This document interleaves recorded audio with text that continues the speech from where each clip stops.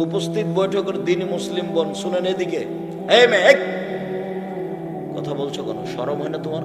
কয়েকবার বললাম তোমাকে, তোমার নখে নেইল পালিশ আছে নাকি?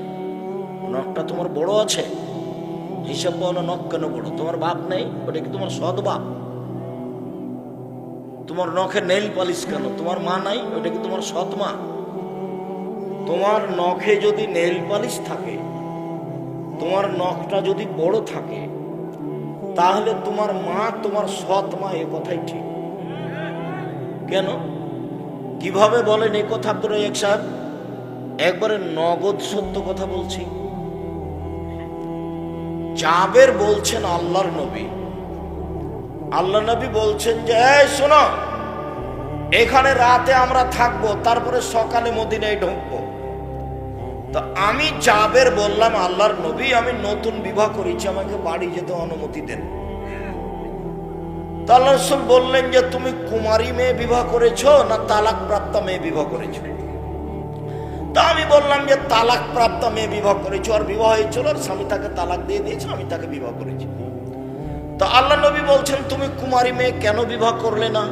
তুমি তার সাথে খেলতে, তোমার সাথে খেলতো।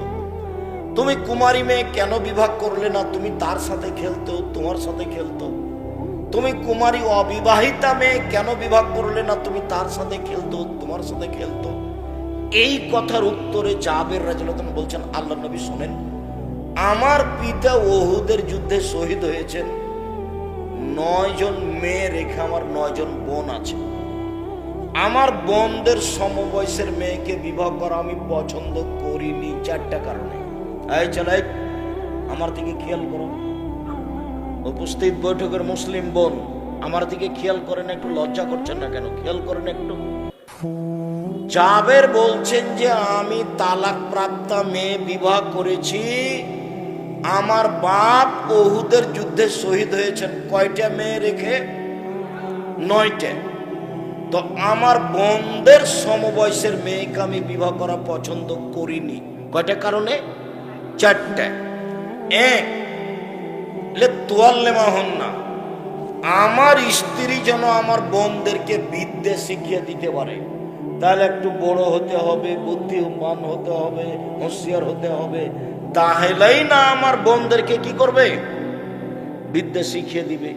সেই জন্য আমি তালাক প্রাপ্ত মেয়ে বিবাহ করেছি, আমার বোনদেরকে বিদ্যে শিখিয়ে দিবে। 2, বলে তোয়াত দেবা হন না, আমার স্ত্রী যেন আমার বোনদেরকে শিষ্টাচার শিখিয়ে দিতে পারে, শিষ্টাচার। 4, বলে তোরাত জেলা হন না, আমার স্ত্রী যেন আমার বোনদের মাথার চুল চিরুনি করে সাজগোজ করে রাখতে পারে। 4, বলে তাকুমা আলাইহিন না, আমার স্ত্রী যেন আমার বোনদেরকে পাহারা দিতে পারে, পাহারাদার। মা হলো ছেলে মেয়েদের উপরে পাহারাদার। তো তোমার বোনটার নখ বড় বড় আছে, নখে নেইল পালিশ আছে, বলো তো তোমার মা কি পাহারাদার? তাহলে তোমার মা কি কি পাহারা দেয়? তোমার বোনটার পায়জামা 2 ধরনের হতে পারে, এক একেবারে ঢিলে ঢালা, আর একজন ঢুকবে। তো হাঁটলে, রিক্সায় উঠলে হাঁটু পর্যন্ত দেখা যায়। আর না হলে তোমার বোনের এটা পায়জামাটা স্কিন কাপড়ের, একবারে চামড়ার সাথে লেগে আছে, যেটা ইহুদি খ্রিস্টানের মেয়েরা পরে। অঙ্গ প্রত্যঙ্গ তো দেখা যায়, লজ্জায় স্থানও বোঝা যায়। তো তোমার বোন যদি স্কিন পায়জামা পরে রাস্তাঘাটে ঘুরে, তারপরেও যদি তুমি বলো যে এটা আমার মা, তাহলে আমি খুব দুঃখ পাবো। তুমি বলো এটা আমার খালা, তুমি বলো এটা আমার সৎ মা। আর তোমার বোনকে বলে দিচ্ছি, এই মেয়ে, আজ থেকে তোমার মাকে বলিও খালা, আসসালামু আলাইকুম, খালা কেমন আছে? সৎ মা কেমন আছে দেখি কি বলে। এবং এটাই উচিত। এই জবাব আমাকে দিতে হবে না, আমি এ কথা বলিনি, এ কথা মুহাম্মদ সাল্লাল্লাহু আলাইহি ওয়াসাল্লাম বলেছেন, হাদিস বুখারী মুসলিম। ইহুদি খ্রিস্টানদের পতিতালয়ের মেয়েদের বৈশিষ্ট্য নখে নেইল পালিশ দেওয়া। ইহুদি খ্রিস্টানদের পতিতালয়ের মেয়েদের বৈশিষ্ট্য হল নখ বড় রাখা। ইহুদি খ্রিস্টানদের পতিতালয়ের মেয়েদের বৈশিষ্ট্য হলো নখ বড় রাখা এবং নখে নেইল পালিশ দেওয়া। তো আমাদের মেয়েরা নখে নেইল পালিশ দিবে, এটা কেমন কথা? আমাদের মেয়েদের নখ বড় থাকবে, তাহলে কি আমাদের মেয়েরাও ইহুদির মেয়েদের মতো পতিতালয়ে থাকে? ছি ছি ছি ছি ছি। বাপ নাই ওর? বাপ তো আছে, ওর বাপ দেখে না, ওর মা দেখে না। শিষ্টাচার কাকে বলে ওর মা জানে না। ওর মা পায়জামা দেখতে পায় না, তার মা দেখতে পায় না। এই মেয়ে, ফ্যাশন বোরখা পরে এখানে এসেছো কেন? এ বোরখা কেমন বোরখা? তোমার স্বামী দেখে না, তোমার বাপ দেখে না? গিয়ে বাড়িতে ঢোকে আগে এই বোরখা খুলে আগে জ্বালিয়ে দিবা।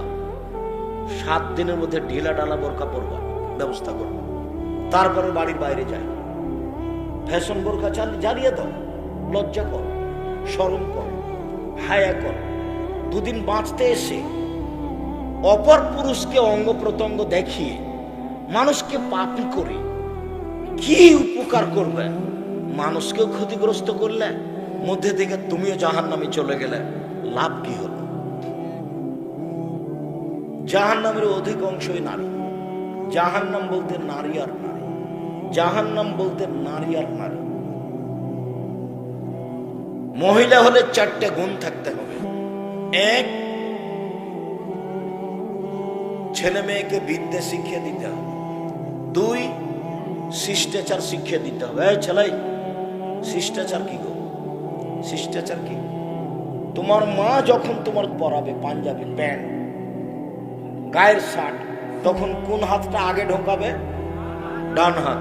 এটার নাম শিষ্টাচার। দেখো তোমার মা কি করে। তোমার ছোট ভাইটাকে যখন জুতা পরাবে, তখন তোমার মা জুতাটা কোন পায়ে আগে পরাবে? ডান পা। এরই নাম শিষ্টাচার। তোমার সামনে, তোমার মায়ের সামনে যখন তোমার ছোট ভাইটা গিলাসটা হাতে নিবে, তখন কোন হাতে গিলাসটা নিবে? এর নাম শিষ্টাচার। দাড়ি বড় রাখতে হবে, এর নাম শিষ্টাচার। মোচ কেঁচিতে কেটে ফেলতে হবে, এর নাম শিষ্টাচার। বগলের লোম উঠে ফেলতে হবে, ব্লেড ব্যবহার করা হবে না, নারী পুরুষ একই হুকুম, এর নাম শিষ্টাচার। নিচের লোম পরিষ্কার করতে হবে ঊর্ধ্বে টান 40 দিন, পুরুষ নারী একই হুকুম, এর নাম শিষ্টাচার। রাস্তা দিয়ে হাঁটলে ডান দিক দিয়ে হাঁটতে হবে, এর নাম শিষ্টাচার। বিছানায় শুইলে ডান কাতে শুইতে হবে, এর নাম শিষ্টাচার। মসজিদে ঢুকলে আগে ডান পা ঢোকাতে হবে, এর নাম শিষ্টাচার। জুতা স্যান্ডেল খুললে আগে বাম পা খুলতে হবে, এর নাম শিষ্টাচার। সামনে মানুষ পড়লে সালাম দিতে হবে, এর নাম শিষ্টাচার। বড় মানুষ আসলে চেয়ারটা ছেড়ে দিয়ে তাকে বসতে দিতে হবে, ওকে সম্মান করতে হবে, এর নাম শিষ্টাচার। বড় মানুষ পাশে থাকলে জোরে কথা বলা যাবে না, এর নাম শিষ্টাচার। বড় জায়ের সাথে ছোট জাও ঝগড়া করবে না, তাকে সম্মান করে চলবে, বড় জায়ের ভুল হলেও, এর নাম শিষ্টাচার। বড় ভাইকে সম্মান করে চলবে, বড় ভাইয়ের ভুলে হলেও খেপে উঠবে না, এর নাম শিষ্টাচার। ভাইয়ের সাথে ভালো ব্যবহারে চলবে, এর নাম শিষ্টাচার। ননদ দিন রাত বদনাম করছে, এরপরে ননদের সাথে হাসি মুখে কথা বলবে, এর নাম শিষ্টাচার। ভিতরটা জ্বলছে, ননদের উপরে খুব মন খারাপ, এরপরে মুখে ভালো কথা বলতে হবে, এর নাম শিষ্টাচার। যায় যায় দিন রাত সম্পর্ক রাখতে হবে 2 বোনের মতো, এর নাম শিষ্টাচার। কখনো নিজের স্বামীর সামনে জায়ের বদনাম করা হবে না, দেবর ভাসুরের বদনাম করা হবে না, এর নাম শিষ্টাচার। শ্বশুর শাশুড়ির খারাপ দিক স্বামীর সামনে তুলে পেশ করে স্বামীকে বাপ মায়ের উপরে, শ্বশুর শাশুড়ির উপরে খেপিয়ে তোলা যাবে না, এর নাম শিষ্টাচার। স্বামীর ভুল ত্রুটি নিয়ে নত হয়ে থাকতে হবে, এর নাম শিষ্টাচার। যারাই এগুলি উপেক্ষা করে চলে তারাই হস্তিনী বউ, এদের নিয়ে সংসার ভালোভাবে চলবে না। স্ত্রীকে বলতে শিখতে হবে, যাহাই বলিবেন তাহাই মানিব, আমার পক্ষ থেকে কোনো প্রকার আপত্তি থাকিবে না। আপনার আদেশ পালন করতে আমি প্রস্তুত রয়েছি। পাপ না হলে আমি আপনার সাথে থেকে, আপনার 2 পায়ের নিচে থেকে আমার জীবনটা বিলিয়ে দিতে চাই। আমি আপনার সাথে জীবন বিলিয়ে দিতে চাই। আমার পক্ষ থেকে কোনো প্রকার আপত্তি থাকিবে না। কাপড় মোটা হলেও কোনোদিন কিছুই বলিব না, কাপড় চিকন হলেও কোনোদিন কিছুই বলিব না। যেভাবে রাখিবেন সেভাবেই থাকিব, আমার পক্ষ থেকে কোনো প্রকার আপত্তি থাকিবে না। এই বউ নিয়ে আপনি শান্তি পাবেন। আর যদি কাপড় নিয়ে এসেছেন, দেখেছে একটু মোটা, আর এভাবে ছিটিয়ে ফেলেছে, এ হলো হস্তিনী বউ। এমনি এখানে শান্তিতে সংসার করতে পারবেন না। দুইটা জিনিস মহিলাদের থেকে বিরত থাকতে হবে, দুইটা। এক, স্বামীর সামনে প্রতিবাদ করা যাবে না। তুমি এই কথা বললে কেন? তুমি আমার মাকে গালি দিলে কেন? তুমি আমাকে তখন এভাবে বললে কেন? এর নাম প্রতিবাদ। আর অভিমান, স্বামীর কাছে অভিমান করা হবে না। অভিমান কি? এই রমজান আমাকে তুমি একটা ভালো কাপড় কিনে দিবা, ঈদের দিন তুমি আমাকে একটু বাইরে বেড়াতে নিয়ে যাওয়া। যদি 2-3টা অভিমান পূর্ণ না করতে পারেন, তাহলে শয়তান ওকে বলিয়ে নিবে। বল তোর স্বামীর সামনে বল যে তুমি আমার কোনো কথাই মানো না। তখন মহিলা আপনাকে কি বলবে? বুঝতে পারলেন না বন্ধু? আপনি তার 2টা অভিমান মানেননি, তখনও কি বলবে আপনাকে? তুমি আমার কোনোদিন কোনো কথা শোনো, অথচ সারাদিন শুনে আসছে। এর নাম অভিমান। 4টা জিনিস যদি মহিলারা করতে পারে, তাহলে তার জন্য জান্নাতের সব দরজা খোলা। যদি 4টা জিনিস তারা করতে পারে, তাহলে জান্নাতের তাদের জন্য সব দরজা খোলা। 1, 5 ওয়াক্ত সালাত। 2, রমজান মাসে রোজা। 3, স্বামীকে মেনে চলা, তিতা লাগুক আর মিঠা লাগুক। 4, জেনায় লিপ্ত না হওয়া। তাহলে জান্নাতের সব দরজা খোলা, যে কোনো দরজা দিয়ে প্রবেশ করতে পারে। সম্মানিত দিনী ভাই বোন, আমি একটু ধারাবাহিক এসে এখানে আবার কয়েকটা কথা বলবো, তারপরে আমরা আলোচনার শেষের দিকে চলে যাবো ইনশাআল্লাহ। আল্লাহ বললেন, তোমরা আল্লাহর সাথে সদাচরণ করো, মানে শিরক করো না। আল্লাহ বললেন, বাপ মায়ের সাথে সদাচরণ করো, কখনো কটু কথা বলো না। 3, নিকট আত্মীয়র সাথে ভালো আচরণ করো, মানে ভাইয়ের সাথে ভালো আচরণ করো, জায়ের সাথে, ননদের সাথে, শ্বশুর শাশুড়ির সাথে ভালো আচরণ করো। অবেদিল কুরবা, নিকট আত্মীয়ের সাথে ভালো আচরণ করো। বল এতামা, যারা এতিম আছে বাড়িতে, ওদের দেখাশোনা, টাকা পয়সা দেওয়া, কাপড় চোপড় দেওয়া, এতিমের সাথে ভালো আচরণ করো। অল মাসাকিন, মিসকিন ফকিরের সাথে ভালো আচরণ করো। দরজায় ফকির এসে দরজা ঘিরে বসে আছে, ভিক্ষা চাচ্ছে, ধমকে সরাতে পাবে না। শরৎ রাস্তা ঘিরে বসে আছে। আল্লাহ বলেন, কখনো তোমরা কোনো ভিক্ষুককে তিরস্কার করো না, ভিক্ষুককে দরজা থেকে তাড়িয়ে দিও না। তোমরা ফকির মিসকিনের সাথে সদাচরণ করো। ভিক্ষুক ভিক্ষা চাইলে ভিক্ষা দাও, ভিক্ষুক খেতে চাইলে খেতে দাও। একটু খেতে দেওয়ার ব্যাপারে একটু আল্লাহর নবী বলছেন, তুমি পরহেজগার মানুষকে খাওয়াও। যখন আপনি নিজে থেকে কাউকে দাওয়াত দিবেন, তখন পরহেজগার মা চাচিকে দাওয়াত দিবেন, খালা ফুফুকে দাওয়াত দিবেন, গ্রামের পরহেজগার মানুষকে দাওয়াত দিয়ে খাওয়াবেন এমনিতেই, আলেম ওলামাকে দাওয়াত দিয়ে খাওয়াবেন এমনিতেই। আর কেউ যখন খেতে চাইবে, তখন সে বদ হোক, শয়তান হোক, ডোম হোক, চামার হোক, হাঁড়ি হোক, মেথর হোক, মুচি হোক, যেই কেউ হোক না কেন, খেতে চেয়েছে আপনি তাকে খেতে দিবেন। ও হলো ভিক্ষুক। কথা বুঝা গেল না? ও খেতে চাইলে খেতে দিবেন, আপনি তার উপরে আপত্তি তুলতে পাবেন না। এই বিড়ি খাস কেন? তো আপনি বলে দেন বিড়ি খায় না, কিন্তু খেতে দিবেন না, এই জন্য এটা হবে না। অল মাসাকিন, মিসকিনের সাথে সদাচরণ। মিসকিনের সাথে সদাচরণের জন্য আল্লাহ বলেন। তো ফকির মিসকিনের সাথে কি সদাচরণ করবে? একটু মিসকিন আর ফকির একটু এলোমেলো হয়ে গেছে আপনাদের কাছে। মিসকিনকে চাইতেও পারে না, সংসারও চলে না, বাড়ির পাশে আছে, দিন রাত আপনার বদনাম করে, সে হলো মিসকিন। ঢাকা থেকে একদিন বলছেন, আম্মা, বলো বাবু, আম্মা, ওই যে আমাদের বাড়ির পাশে না একটা চাচি ছিল না, আমরা চাচি বলে রাখতাম, ওকে একটা শাড়ি কিনে দিন তো আম্মা, টাকা দিয়ে পাঠাচ্ছি। হাই হাই হাই হাই, করেছিস কি? দিন রাত খালি তোরকে বদনাম করে, তোরা বলি এই করিস, তোরা বলি সেই করিস, এইভাবে বদনাম করে। এখন আম্মা আপনি দেন তো, যতই বদনাম করুন।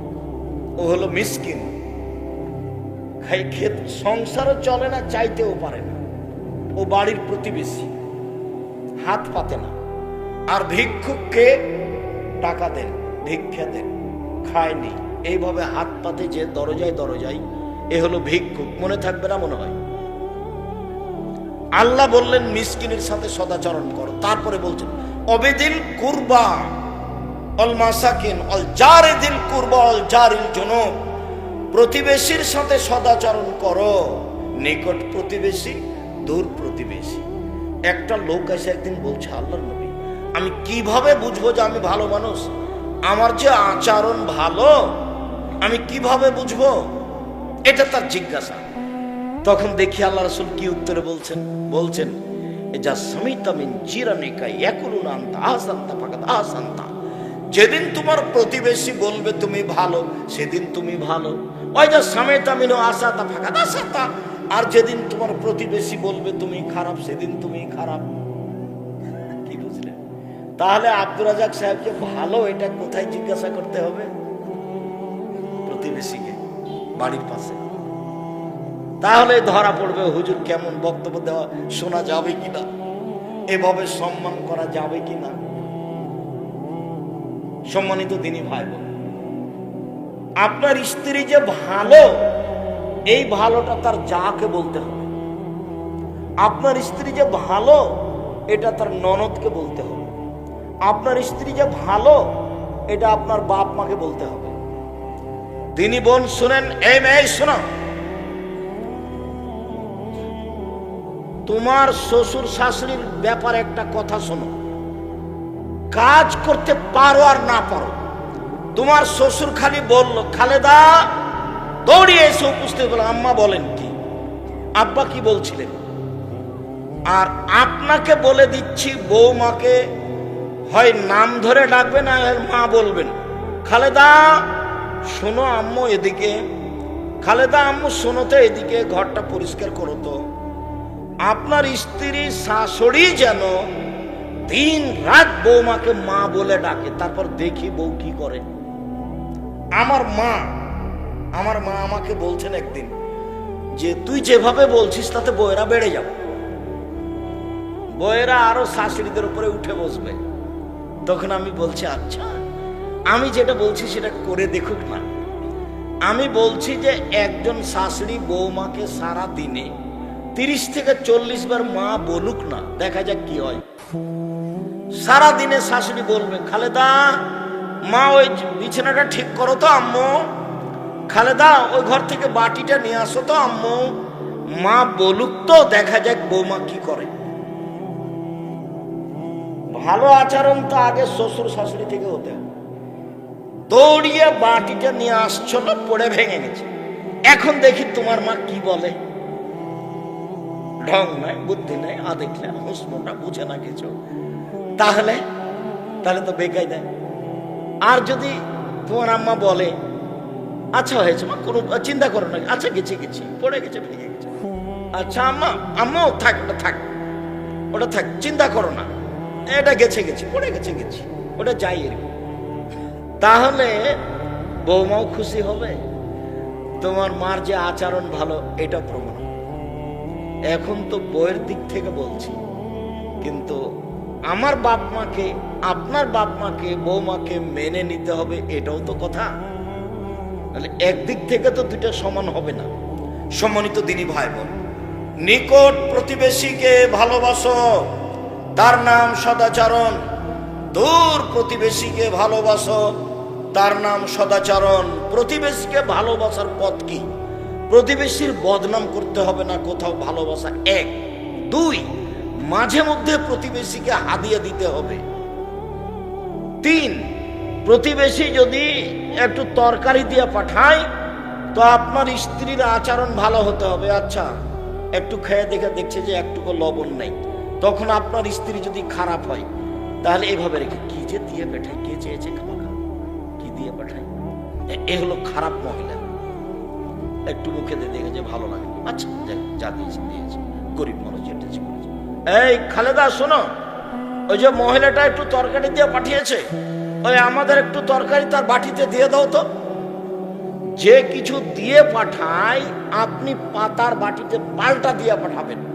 আল্লাহ নবী বলছেন, জীবনে কেউ কিছু দিয়েছে আমি তাকে পাল্টা দিনি, এরকম আমার জীবনে ঘটেনি, পারিনি একজন মানুষকে। তার নাম কি? আল্লাহ। কেন? যার পাল্টা হাতে হাতে সব দিতে পারেনি তিনি কে? তিনি আবু বকর সিদ্দিক রাদিয়াল্লাহু। তখন আমি আল্লাহকে বলেছি, আল্লাহ, আবু বকর সিদ্দিক আমাকে যা দিয়েছে আমি তো সেই পরিমাণ তাকে দিতে পারিনি, যেইটুকু বাকি থেকে গেছে সেইটুকু তুমি আবু বকরকে বিচার মাঠে দিয়ে দিও আমার পক্ষ